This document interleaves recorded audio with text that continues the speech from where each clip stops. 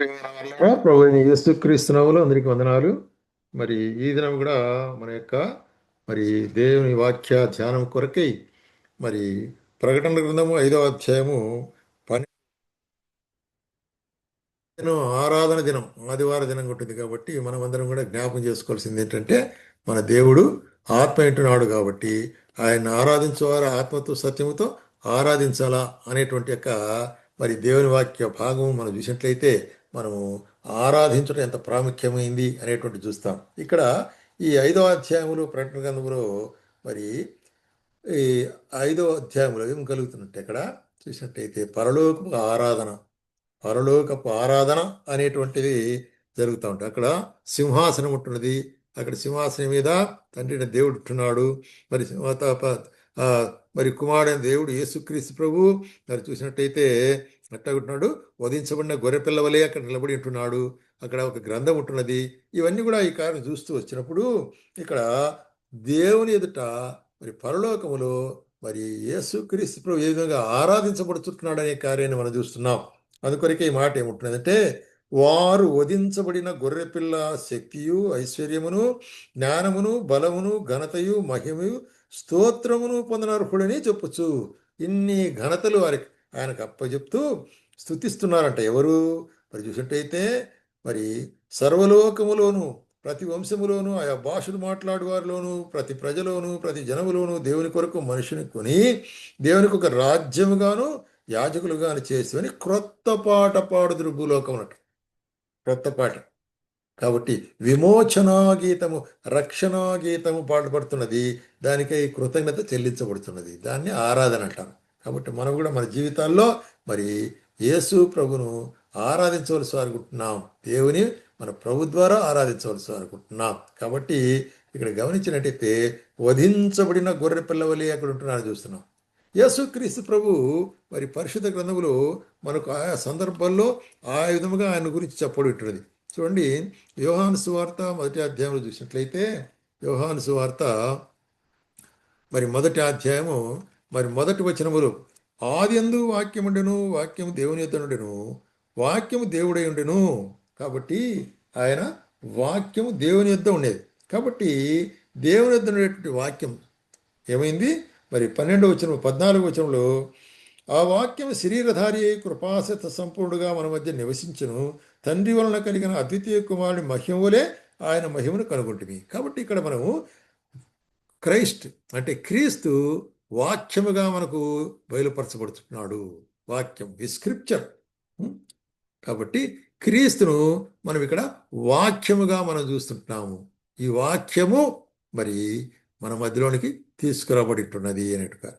రెండవదిగా అదే 29వ వచనంలో అదే అధ్యాయం 29వ వచనంలో మరునాడు యోహాను యేసు తన యొద్దకు రాగా చూచి ఇదిగో లోక పాపమును మోసుకుని పోవు దేవుని గొర్రెపిల్ల. ఇక్కడ యేసు ప్రభును దేవుని గొర్రెపిల్లగా పోలుస్తుంటున్నాడు.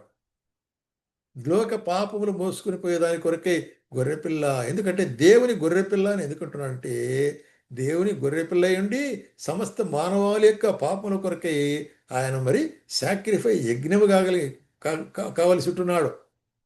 దాన్ని సూచిస్తూనే ఇక్కడ దేవుని గొర్రెపిల్ల అంటాడు. కాబట్టి దేవుని యొక్క మరి కృప ద్వారా మన కొరకై ఆయన గొర్రెపిల్లగా మన పాప విమోచన కొరకై వచ్చినటువంటి యేసు ప్రభుని చూస్తున్నాం.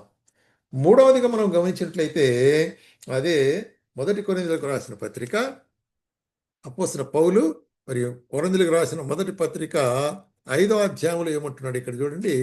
7-8 వచనాల్లో మనం గమనించినట్లయితే ఈ యేసు ప్రభును ఏ విధంగా చెప్తుంటున్నాడంటే రైట్ క్రొత్త ముద్ద రైట్ ఇక్కడ చూసినట్టయితే మన పస్కా అను పశువు వధింపబడినది కనుక పాతదైన పులిపిండి అయినటువంటి పస్కాను ఆచరించక మనం ఎట్లా ఉండాలా? మరి నిష్కాపట్యమును సత్యమును పులియని రొట్టెలతో పండుగాచరించదు. ఎవరి పస్కా? ఇక్కడ దాని పై వచనంలో చూస్తున్నాం చూడండి. మీరు పులిపిండి లేని వారు గనుక క్రొత్త ముద్ద ఒకటకై పాతదైన పులిపిండిని తీసిపారవేడి. ఇంతేగాక క్రీస్తును మన పస్కా పశువు వధించబడిను. క్రీస్తు ఇక్కడ ఏమైనాడు? పస్కా పశువుగా వధించబడినాడు. పస్కా పశువు దేన్ని సూచిస్తున్నది? ఇజ్రాయేల్ యొక్క మరి విడుదల చూపిస్తున్నది, ఐగుప్తులో నుంచి వారిని విడుదల పొందేటువంటి చూపిస్తున్నది అన్నమాట పస్కా.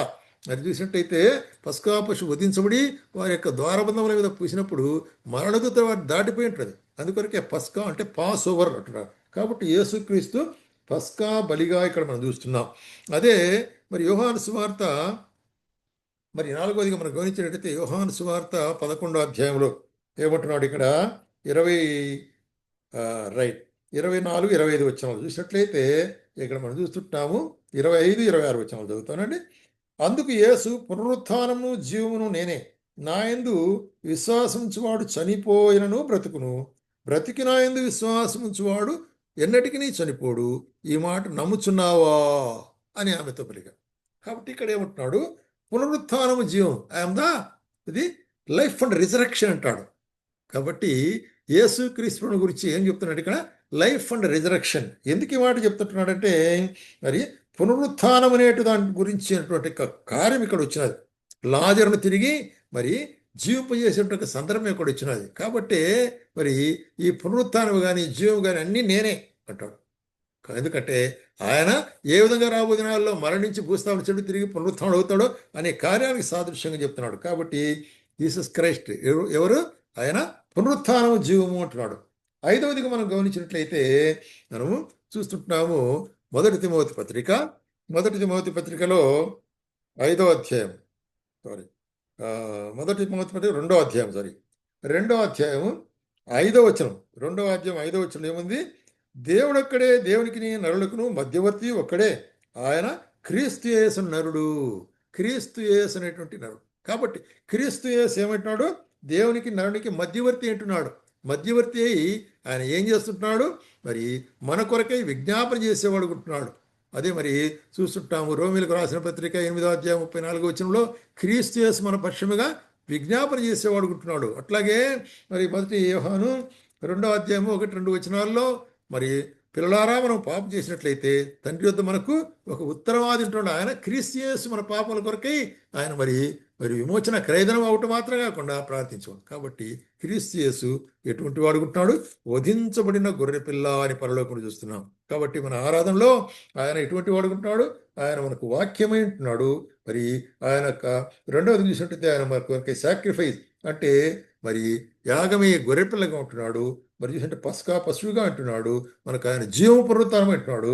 అట్లాగే ఆయన మనకు మధ్యవర్తిగా ఉంటున్నాడు. కాబట్టి ఆయన్ను స్తుతించాలా అంటున్నాడు. ఇక్కడ చూసినట్టయితే వధించబడిన గొర్రె పిల్లకు ఐశ్వర్యము పిల్లలు శక్తియు ఐశ్వర్యమును జ్ఞానమును బలమును ఘనతయు మహిమ స్తోత్రమును పొందుటకు అర్హుడని స్వరం చెప్తూ వాళ్ళు స్తుతించినారు, ఆరాధించినారు. కాబట్టి నీవు నేను కూడా ఆ విధంగా ఆయన యొక్క గుణగణాలను, ఆయన యొక్క కార్యాన్ని, ఆయన యొక్క మరి త్యాగాన్ని, ఆయన యొక్క జీవాన్ని, ఆయన యొక్క పునరుత్థానాన్ని జ్ఞాపం చేసుకుంటూ ఆయన స్తుతించవలసి అనుకుంటున్నాం. ఆ విధంగా స్తుతించడం ద్వారా దేవుడు మహిమ పొందేవాడు అనుకుంటున్నాడు. ఎప్పుడైతే దేవుని మనం మహిమపరుస్తామో ఆయన ఆశీర్వాదం మనకు ఉంటుంది. ప్రియమైన సహోదరి, ఆరాధన వాక్యంలో నీవు ఆరాధన పరిచయలో ఇది నీవు పాల్పొందవలసిన వారుగా ఉంటున్నావు.